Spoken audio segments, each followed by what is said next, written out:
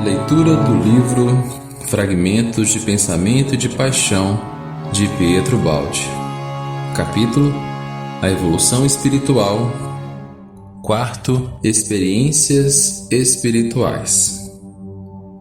Assim como se experimenta no laboratório científico, pode-se experimentar no campo espiritual e moral.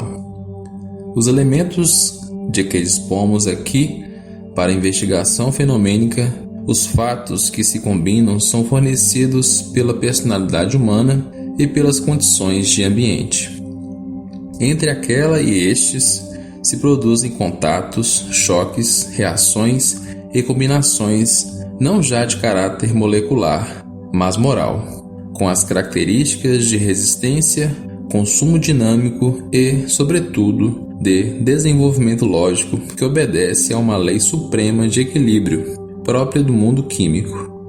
Aqui o fenômeno se eleva a um grau altíssimo e desenvolve-se como se fora um drama guiado por suprema lei de justiça.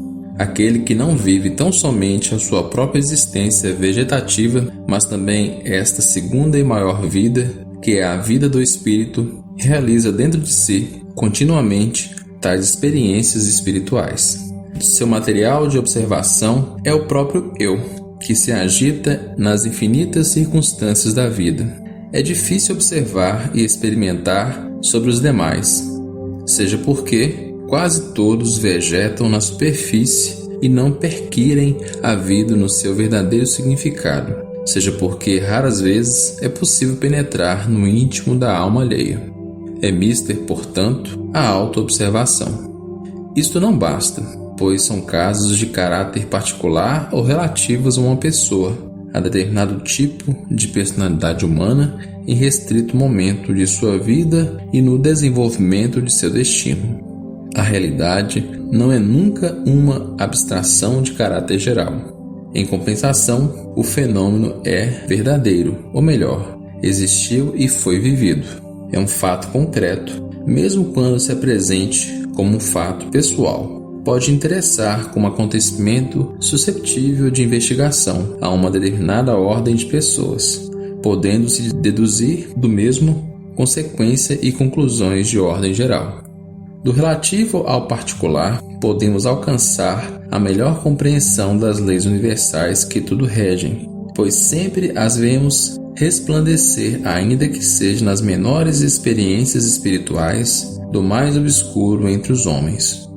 Este prólogo era necessário para explicar que, ao desejar relatar aqui experiências de ordem espiritual, não posso falar com a certeza de quem viu e provou, a não ser as minhas experiências pessoais. Trata-se de um caso vivido que pode tornar-se extensivo a casos parecidos e afins.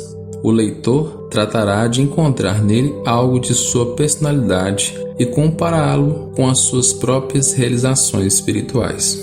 Poder-se-á, por último, inferir do mesmo uma dedução importante, ou seja, que as coisas mais simples da vida podem assumir um aspecto distinto e um significado muito maior, quando observadas em profundidade, relacionando-as com os infinitos elementos de que se compõe a vida do espírito, imensamente mais vasta.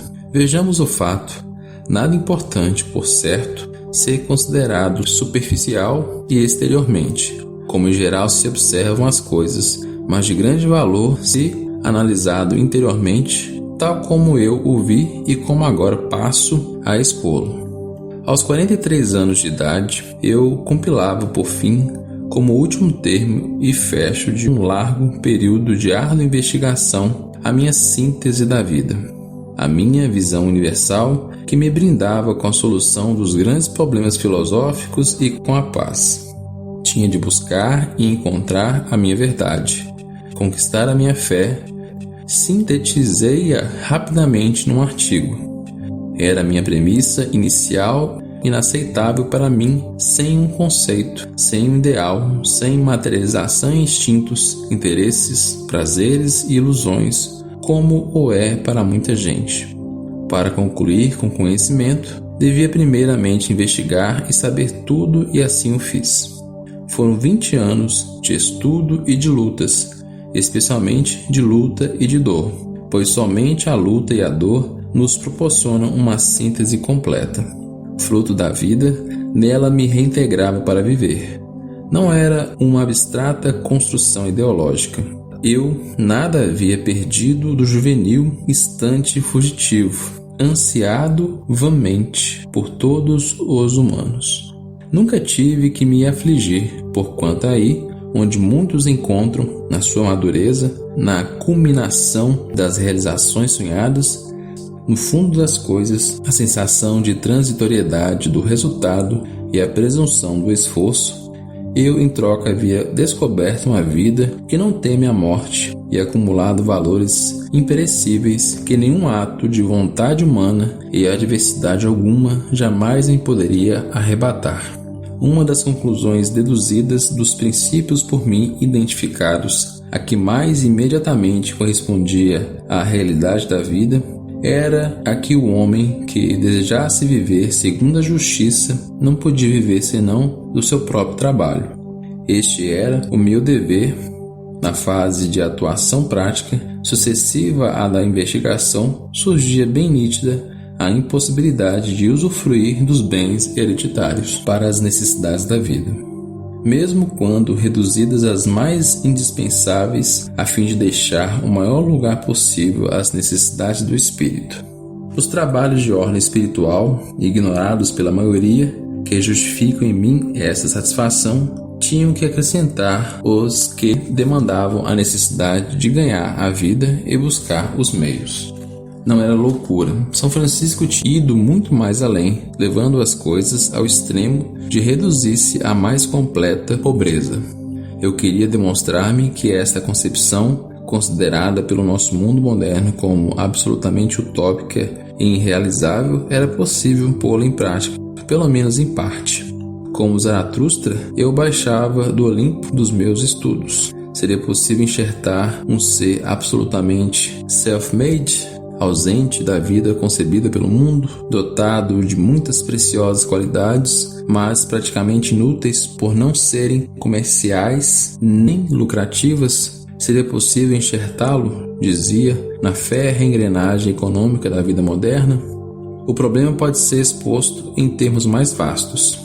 Que possibilidades sociais oferece hoje a humanidade civil a um intelectual puro, conhecedor tão somente dos problemas espirituais, armado para a tremenda luta pela vida, somente de bondade e de justiça, ou seja, completamente desarmado por estas? Nenhuma possibilidade, eis a resposta. Suas concepções projetam-se séculos além da psicologia atual, para poder estar em contato com a mesma. A sua hipersensibilidade redunda toda ela em prejuízo. A sociedade moderna somente admite a quem saiba ser uma roda da máquina coletiva. Expulsa do seu seio, colocando-o à margem, junto com os enfermos, os idiotas e os anormais, todo aquele que não dê um rendimento concreto e imediato. A sociedade exige a normalidade, equipara a exceção destoante à insuficiência evolutiva. Vive do presente e os valores de rendimento distante escapam à sua orientação psicológica. Há indivíduos cujo ambiente espiritual é o supranormal, cuja atividade se dirige para o inexplorado e que sente estar no mundo somente de passagem para realizar ideias que quase não interessam a ninguém. Percebendo uma vida muito mais vasta, não podem absolutamente tomar a sério os instintos, os interesses e as paixões que hoje agitam o mundo.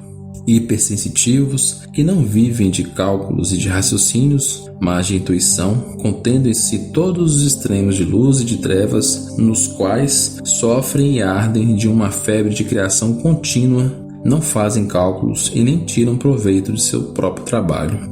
Estes desafortunados, pioneiros de um mundo futuro, estão vergados sob o peso de um ideal, sustentam sozinhos, sem que ninguém lhes enxugue uma lágrima, todo o trabalho da semeadura, e passam incompreendidos, presos à visão interna que os espicaça inexoravelmente, que lhes absorve todas as suas energias, tirando-lhes toda a recompensa material.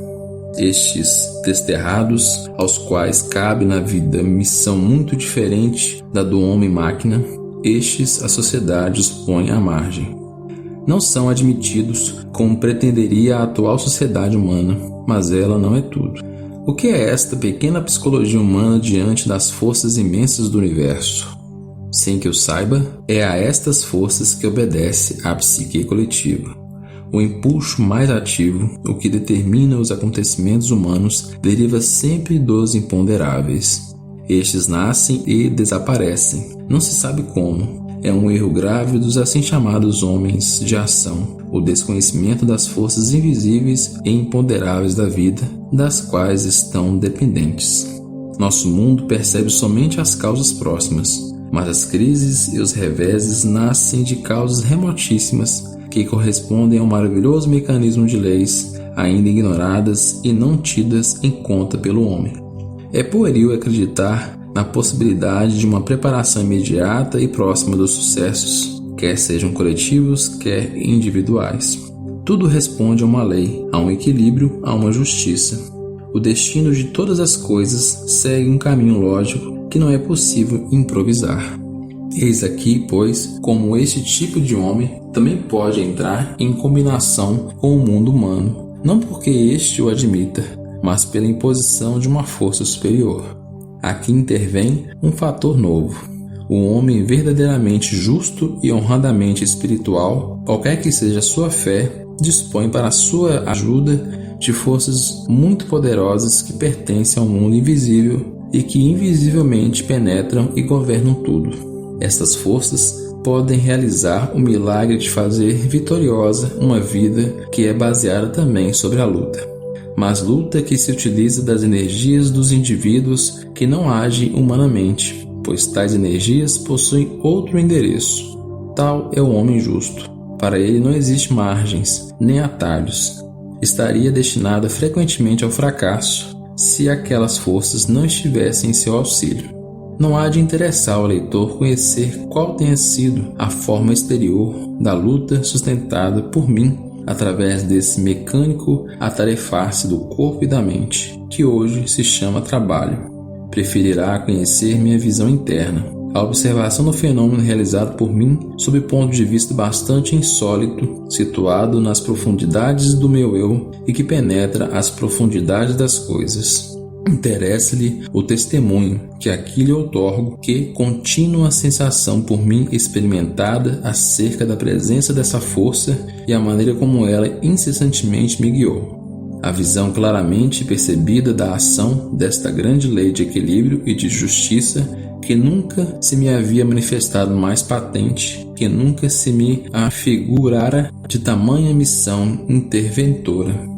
O resultado tangível foi para mim uma posição econômica conquistada em breve tempo, depois de haver grandes dificuldades com meios absolutamente inadequados para a luta, mas a imprevisível e de todo inesperada sucessão de acontecimentos tendentes em massa para o resultado obtido poderia ser um simples caso fortuito. O que me surpreendeu, e não se pode chamar acaso, foram as previsões realizadas. A estrada que me foi constantemente assinalada sob a forma de inspiração e que me orientou no caminho a seguir. A lei que, na ação, se converte em força, aquilo que comumente se chama Deus, divina providência, etc., assumiu, no meu caso, a forma de personalidade, ou seja, de consciência inteligente e volitiva. Eu percebia a aproximação da mesma graças a uma espécie de tato psíquico ou espiritual e sentia sua presença, não mais ao lado, mas dentro da minha consciência. Nascia em mim a ideia que deveria desenvolver a inspiração. Essa personalidade me fazia companhia, dava-me valor, muito mais do que qualquer amigo ou pessoa querida deste mundo, com a qual a união espiritual nunca é completa, enquanto que a nossa fusão era íntima e perfeita. Nos momentos decisivos, quando urgiam a ação e a decisão, essa personalidade agia e falava por mim que, abatido e desalentado, comportava-me como um autônomo. Manifestou-se-me, por último, em forma de uma voz interior que eu escutava incessantemente e com a qual sustentava colóquios e discussões, uma vez que sempre desejei discutir racionalmente todo ato, sem jamais me abandonar ao fanatismo. Eu discutia, e quando me recusava a obedecer, porque a razão e o bom senso assim me aconselhavam, então a voz se tornava mais límpida e forte. O conselho se convertia em ordem, a ponto de não me deixar em paz até obedecê-la. Em seguida, os acontecimentos imprevisíveis davam-lhe razão. Como sensação, não era uma voz sonora que impressionasse o ouvido por meio de ondas acústicas, uma voz de pensamento que chega ao espírito por meio de ondas psíquicas. Essas sensações da alma não se percebem segundo nossos sentidos corporais, mas se manifestam numa só palavra: sentir. Como conteúdo dizia-me: atenção, dentro de 1 ano ocorrerá isto, nesta data te encontrarás em tal situação. Para que aquele que, como eu, viu, logo realizasse tudo aquilo que, algumas vezes, parecia impossível como um sonho, este pressentimento do futuro não deixa de ser impressionante. Para os demais, não posso oferecer outra prova que a sinceridade de minhas palavras, a ausência em mim de qualquer outro fim fora da investigação desinteressada e o objetivo de fazer possivelmente o bem. A minha própria convicção transluz na franqueza com que redijo este escrito. Ofereço a todos o que prometi, observar o fenômeno refletido na minha consciência. Examinemos juntos, com a maior intimidade, as características destas manifestações. Aquela força, concretizada sob a forma de uma personalidade, exteriorizava-se e interferia tão somente quando urgia uma necessidade suprema e uma finalidade de bem. Portanto, nada de supérfluo ou superficial ou por simples curiosidade de experimentação. Manifestava-se e intervinha em circunstâncias graves na urgência imperiosa, na extrema necessidade. Somente então intervinha, deixando-me livre com as minhas fracas forças humanas. Devia encontrar-me em perigosa encruzilhada do meu destino. Teriam que se decidir, através das minhas pequenas vicissitudes humanas, acontecimentos importantes, concernentes à minha vida maior, como a temos todos na eternidade. Era precioso o perigo que, por minha ignorância e debilidade, pudesse comprometer meu futuro nos séculos. Então, na luta titânica entre o bem e o mal, aquela força intervinha para estabelecer o equilíbrio. Nestes momentos de perigo, em que a luta, por ser superior às minhas forças, ameaçava esmagar-me, sou libertado delas e, com todos, devo carregar a minha carga de deveres com a mais completa responsabilidade.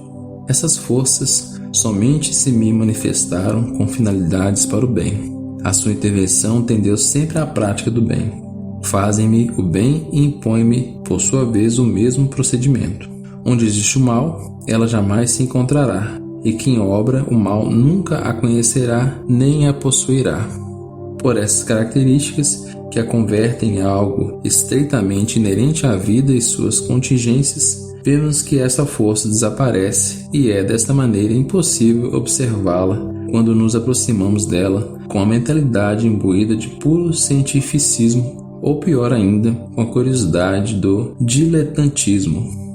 Estes fenômenos são novos. É necessária uma nova ciência que inclua, entre os elementos que geram o fenômeno, a observar-se, um fator que hoje é incrível, nada menos do que a pureza de intenções e a elevação moral do investigador.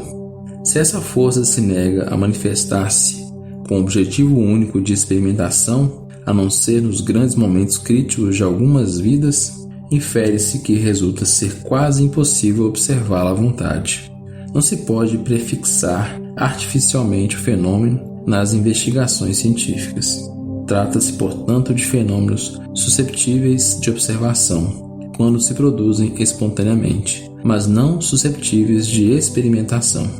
A manifestação dessa força corresponde, pois, a um princípio de necessidade, logo, a um princípio de bem. Observemos agora sua maneira de se conduzir. A sensação de sua presença nem sempre era nítida em mim. O atordoamento do organismo, a percepção mais viva das coisas mais próximas e imediatas, a preocupação do meu espírito que tomava parte ativa no esforço da luta, tirando-me a tranquilidade, perturbava as faculdades receptivas do meu ser, impedindo-me frequentemente de sentir. Então, aos períodos de luz, de uma alegria extraordinária, a sensação de força e expansão que me infundia essa nova faculdade sensorial do meu espírito, seguiam-se períodos de ofuscamento, de solidão desconsolada e de abandono às minhas paupérrimas forças humanas, das quais sempre duvidei muito. Naquela ocasião, tudo parecia destruir-se, como se meu espírito não resistisse amplamente ou não pudesse, senão por momentos, manter-se naquele estado de sensibilidade especial. A força, entretanto, não se afastava de mim, pois antes que volvesse a senti-la diretamente, eu percebia sua presença nos efeitos da sua obra, num acontecimento predisposto, num problema inesperadamente resolvido, numa dificuldade repentinamente vencida, num fato que advogava a meu favor. Em seguida, a voz voltava, às vezes confundida com outras parecidas, que fingiam aconselhar-me, mas que eram frívolas, falsas e malvadas. Desmascaradas por isto, fugiam logo. Somente o bem atrai a voz verdadeira. O bem é necessário à minha consciência, para que esta não perca a sua limpidez como um estado habitual, uma capacidade de sutis vibrações indispensáveis para perceber estas coisas. Essa força me deixava sozinho por momentos, não por minha culpa ou incapacidade, mas porque a sua intervenção devia limitar-se às ocasiões necessárias. Nunca representou para mim uma ajuda superficial ou um convite à indolência, e sempre cuidou de nada fazer por mim se eu podia fazê-lo com minhas próprias forças.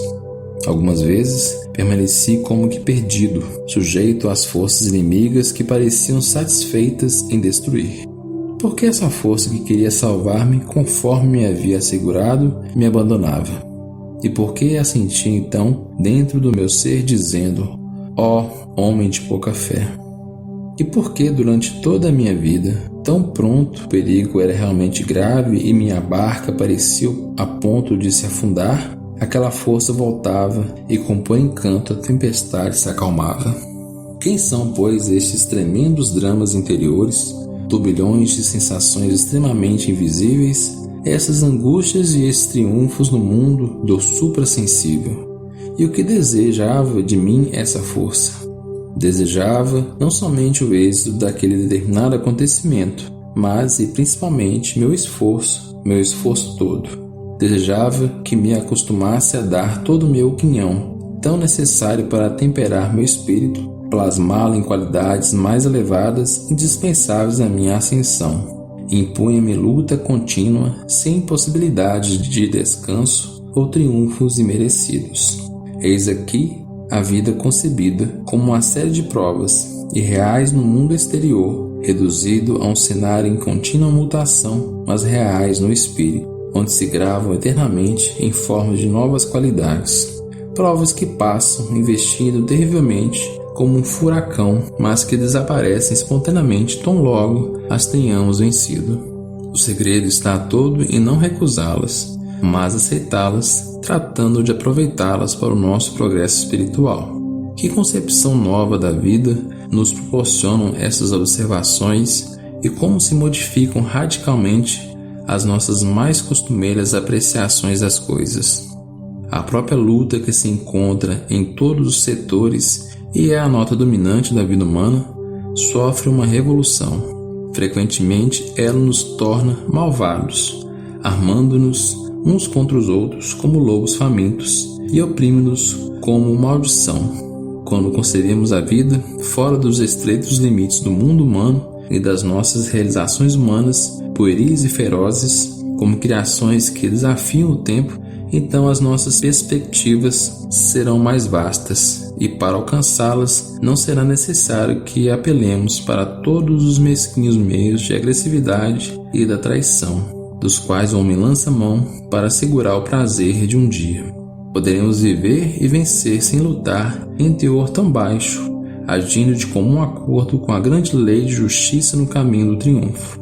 Sei bem que é difícil aceitar uma luta tão áspera. A lei pode parecer no princípio um peso oneroso, mas logo será uma força imensa à nossa disposição. A lei de justiça nos ata as mãos, impondo-nos o medimento na vitória, manutenção e equilíbrio constante que não devemos alterar, animados pela vantagem imediata, mas fazer sempre o melhor uso possível das nossas forças. É uma atadura, uma passividade. Por isso o homem justo, que jamais agride ou atraiçoa, aparece em nosso mundo como um ingênuo, um inerme, destinado a ser rapidamente vencido. O justo é um desarmado, enquanto que o forte, sem escrúpulos, aguerrido e agressivo, chega mais rapidamente à meta. Mas este, por abusar da sua liberdade, tende continuamente a ultrapassar os limites da grande lei de equilíbrio. Mesmo quando goza das vantagens imediatas, está usurpando, porque lança mão antecipadamente de seu futuro. Os adiantamentos somam-se no deve, que cada dia vai aumentando, mas que inexoravelmente terá que ser saldado. Ante a lei de justiça, o mal é um peso moral que gravita sobre a personalidade, dificultando a ascensão do espírito para o alto, onde se encontra a libertação e a paz. Em compensação, o justo sustenta, tolera, sofre. Praticando bem todos os dias, vai acumulando em seu haver, atraindo para si as forças do bem que irresistivelmente o levarão, assim como retrogradará aquele que é dominado pelo mal.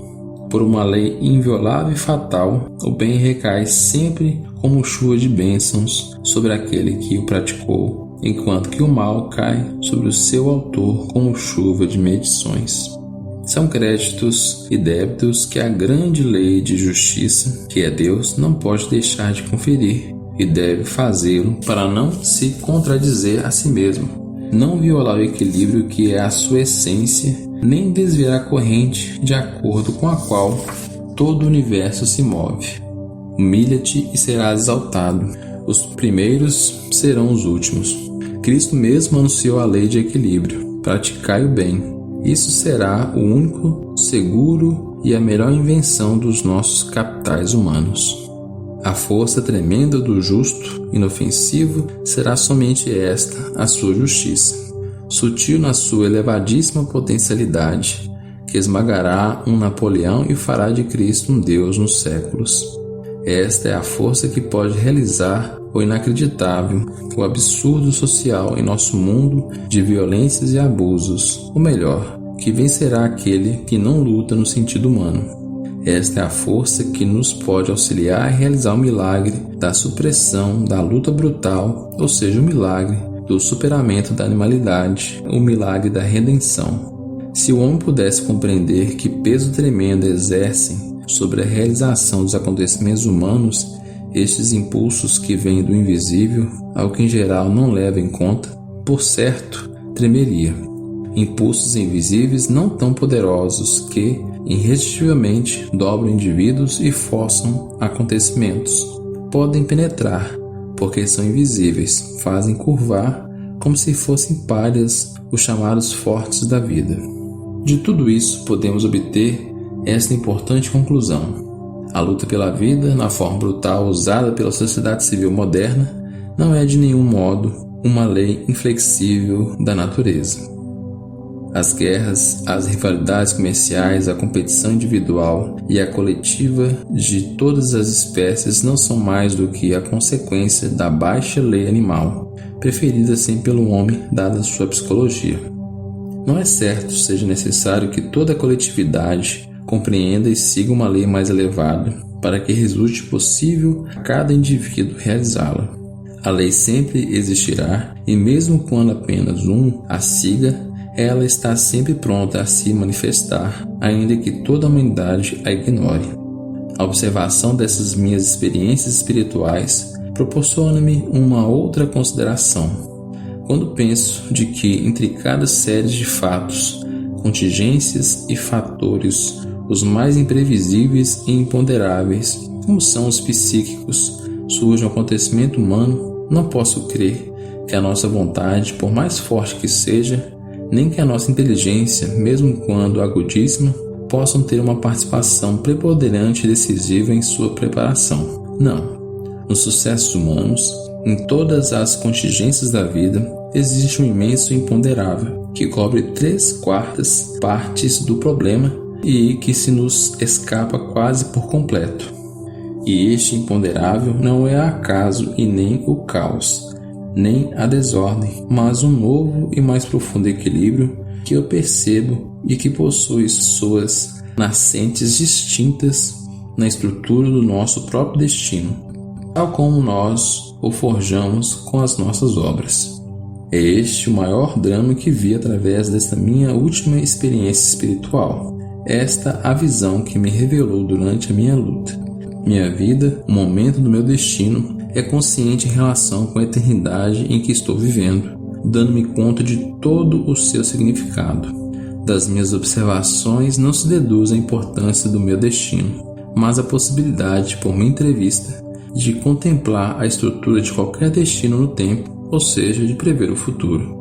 Quando eu digo prever o futuro, refiro-me não a um futuro genérico universal, mas a de um caso determinado, de uma determinada vida ou destino. Estou convencido de que um universo onde tudo é lei, equilíbrio e ordem, e onde cada fenômeno se desenvolve de acordo com uma proporção exata de causas e efeitos, e nada acontece por acaso, tampouco o destino humano pode estar sujeito à sorte, mas a uma férrea e matemática concatenação de ações e reações em equilíbrio constante.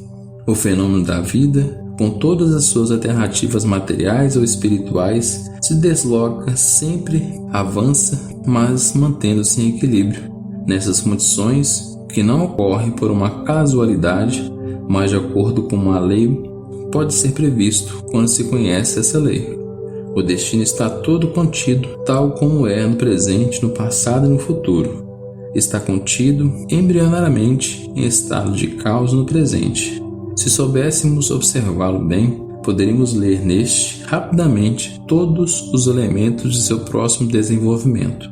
É aqui, aliás, onde reside a dificuldade.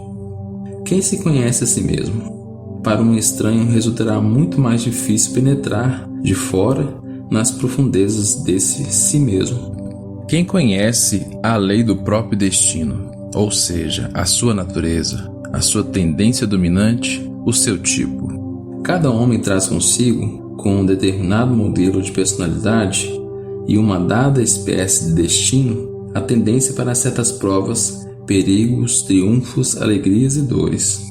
Mas ignora facilmente tudo quanto para o seu próximo vai cooperar em torturantes problemas. Para conhecer tudo isto, seria necessário tomar em consideração outras causas que hoje o homem e sua ciência e as religiões ignoram. Como seria possível conhecer tudo isso no mundo onde os problemas da personalidade humana apenas começam a ser estudados, onde muitos creem que a vida termina com a morte física e muitíssimos ignoram que antes do seu nascimento físico tiveram um passado que é justamente o que devem recordar e meditar, pois encerra a chave do presente e do futuro. Somente quando tenhamos sob as nossas vistas uma parte considerável da nossa vida maior e pretérita, que se perde na eternidade, tomaremos posse dos elementos que predeterminarão o futuro.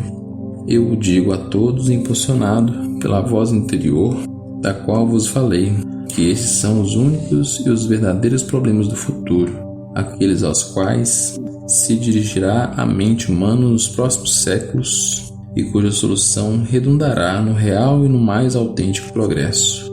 Muitas outras coisas me parecem mais importantes, não são na realidade.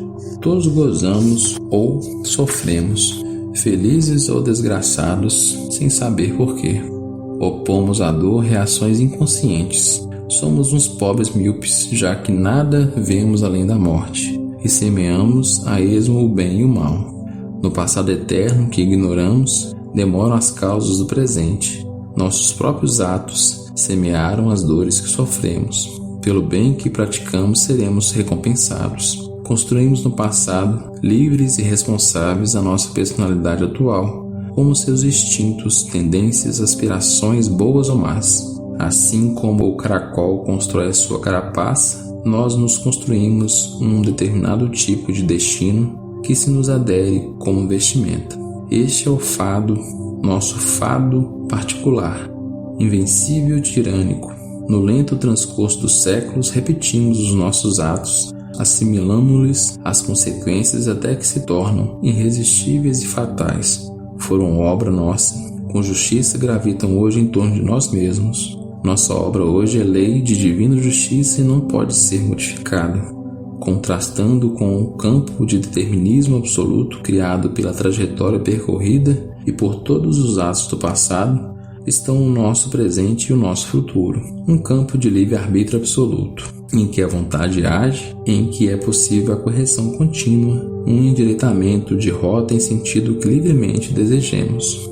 Da ação combinada de todos os nossos atos do passado, já fixados em nós, e dessa contínua retificação que nos é possível fazer, resulta o futuro, e o nosso futuro, que é, deste modo, constituído por dois elementos, um físico, já cristalizado, e o outro móvel, devido à nossa vontade, que continuamente se dispõe àquele, modificando-o. Da influência recíproca dessas duas forças, uma passiva e outra ativa, resulta a trajetória do futuro, o qual dessa maneira pode ser conhecido, devido também ao fato de que em parte poderemos querê-lo e criá-lo. Porém, quem se rege hoje por esta ordem de ideias? Para poder efetuar investigações introspectivas tão profundas, é necessário uma grande limpidez de espírito e um poder muito forte de visão interior. É mister mover-se numa atmosfera espiritual elevada, ser iluminado por uma luz interior que se não pode improvisar, nem explicar ou ensinar, porquanto somente a compreende quem a possui. É preciso uma contínua retidão na prática e pureza de consciência, já que somente nesse estado os órgãos de percepção anímica se afinam até alcançar a sutileza e a sensibilidade necessárias para perceber certas delicadas sensações interiores. Tesouros imensos, revelações inauditas, faculdades grandiosas encontram-se em nosso espírito. Nada, entretanto, é tão pouco apropriado para nos mostrar como sistemas turbulentos, prepotentes e materiais da nossa moderna civilização. Certos fenômenos não se dominam mediante hipóteses engenhosas, habilidades cerebrais, força da mente. Frequentemente o mistério não abre as suas portas a não ser aquele que humilde e profundamente ama, mas ama no sentido mais alto e espiritual. Conclusão. Com este escrito, deixo o meu testemunho. Tive que obedecer à minha voz interior, sob cujo ditado escrevi rapidamente, sem refletir, a ponto de mim não sei se me compete referendar este artigo com a minha assinatura. Torno a afirmar a objetividade das minhas observações, a sinceridade das minhas palavras. Sempre concebi a vida como uma experiência espiritual que tende a uma conquista moral.